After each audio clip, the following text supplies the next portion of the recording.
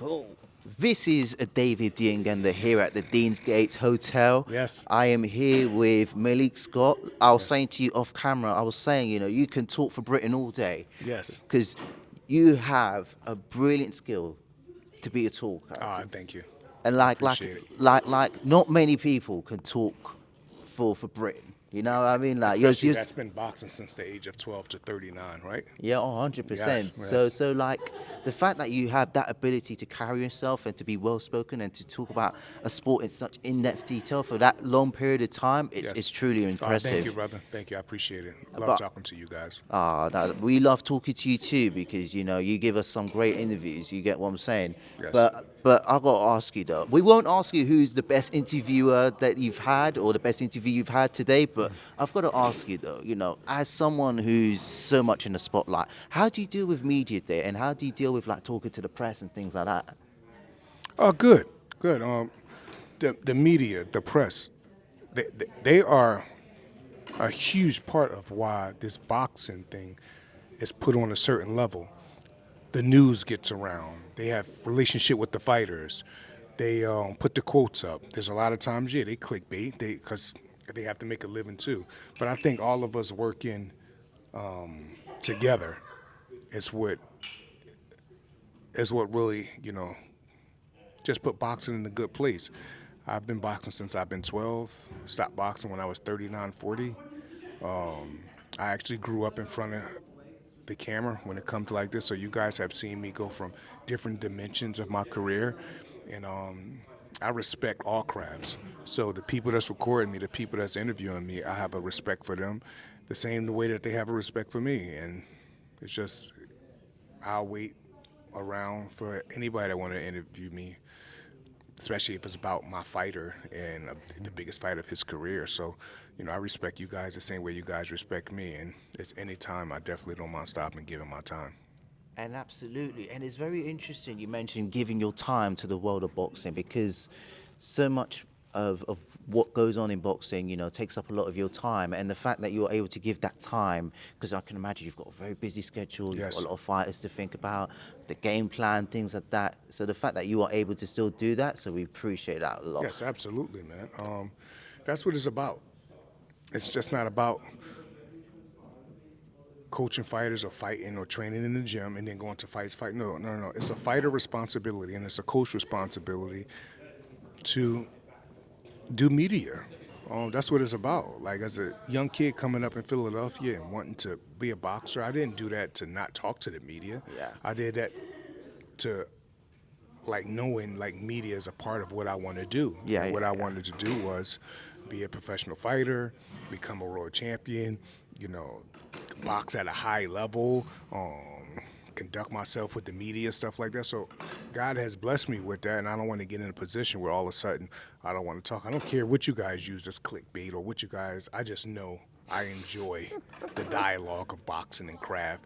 And if anybody ever want to sit down with me and do an interview, if I have the time, I'll always do it. Absolutely. And talk to me about your faith, because obviously speaking to Kate earlier, she mentioned how Jesus has been a very big part of your life. So as a boxing coach and as an individual, how much has Jesus helped you in your life, and how does he help you, particularly with dealing with fighters like Ezra Taylor, and what has been some of the things that you sort of learned along the way? This is tough. You just brought up my wife and Jesus. That's a bit emotional right there, but I'm going to get through it.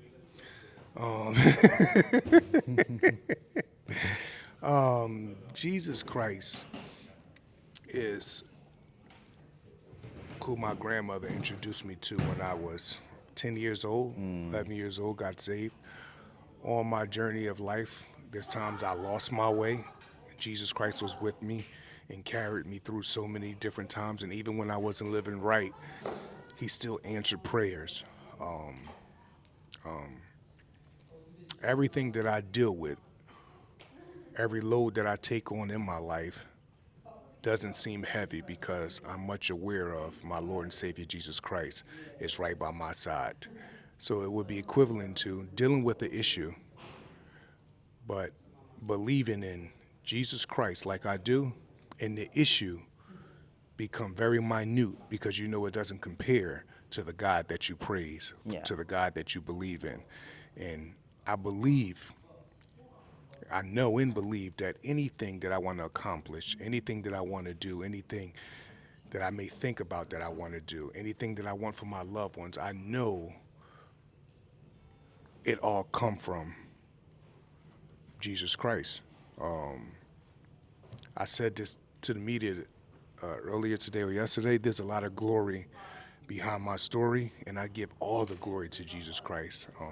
None of us is perfect. We all was born into sin, but we had someone die for all of our sins, and that's Jesus Christ. And all he sacrificed and everything that he's not just done for me and my family, but for you, for your family, for people that don't even know. The minimum that I can do is praise God, thank him for everything that he's done for me, thank him for everything that he's going to do, thank him for times that I thought no was a bad thing, but his no is really a yes, because he's saving me and putting me through things that I'm not even aware of that he's doing.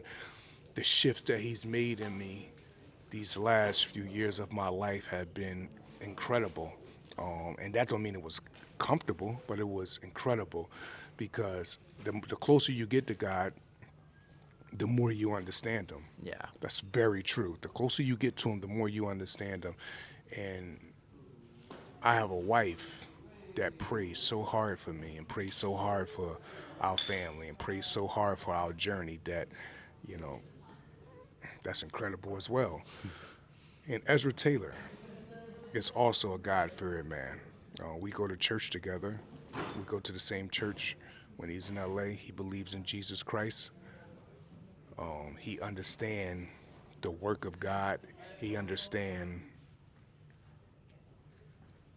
that God knows when it seems like God is saying no, he's really saying yes, because he's making shifts inside of us internally that we may not understand, because as humans, we never get enough. Yeah. There's so many times God had blessed me that I wasn't even aware of, like, oh, that was a blessing. It's equivalent to, like, if I miss a flight, I'm like, man, I missed that flight. I needed to be there, man. Life is over. I'm going to have to do so many different things now. And before you know it, that flight ended up being a troubled flight, but you missed that flight. You know what I mean? There's so many walks of life.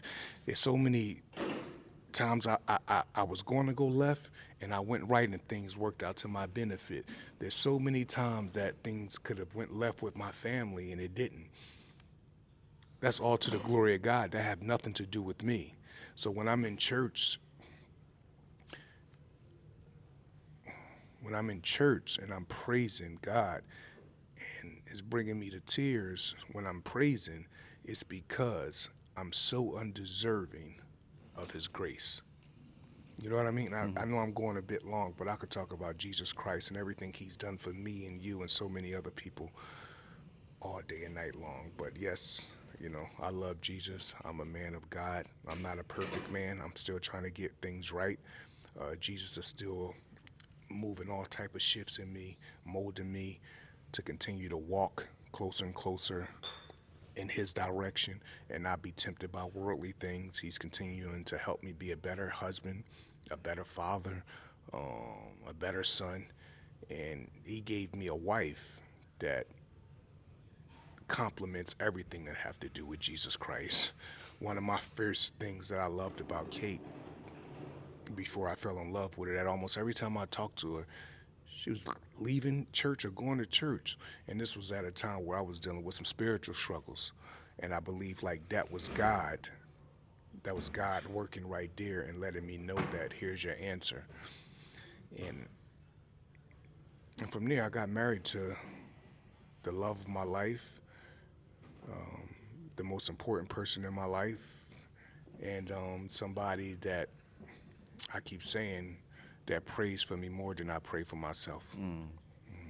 Wow, that's a very deep answer, and we can go all day really talking about that really. But I just want to talk a bit more about the fight itself against Willie Hutchinson. I know Ezra Taylor and Willie Hutchinson have been going at it Yes. in the press conferences as well. So, what challenge does Willie Hutchinson present to Ezra Taylor, and how are you guys looking to negate that? Willie Hutchinson presents so many different challenges. What I like about this fight is Willie has so many different attributes to him that after fighting him and after defeating him, I believe it's going to make Ezra even better of a fighter, because Willie challenges you not just mentally and not just physically, but also mentally. And that's good for like young fighters coming up. So anything that you think a good fighter should have and know how to do, Willie know how to do it. He has good speed, he has good punch placement, he has good defense at times, but he has loopholes in his game too. There's never a fight where I've seen him like just have me in awe. He get my respect, but I'm not in all of them. I believe that what we have done and the adjustments we have made and the sacrifices we have made, I believe it's going to pay dividends come Saturday. And I believe Ezra Taylor advantage, not just over Willie, but most fighters in boxing, it's how he live on the outside of the gym. Every fighter in the world trains hard. All these fighters are training hard nowadays. Even for the sake of having an Instagram, they training hard now. They'll get their body in more shape for the gram than they would for a prize fight. Yeah. They all are training hard, Yeah. but they all not living the life outside the gym. Yeah. Ezra Taylor lives the life outside the gym, not just in the gym. That's now, to me, the easy part now that I'm older and have more wisdom. The real part is, how are you living outside the gym? I'm training a fighter that don't just train hard and give me everything he got in the gym, but once he leave the gym, he's living the lifestyle of a fighter. And that's his flex. Ezra Taylor flex is not how hard he trains in the gym. That's a plus. His flex is how he live outside of the gym. Yeah.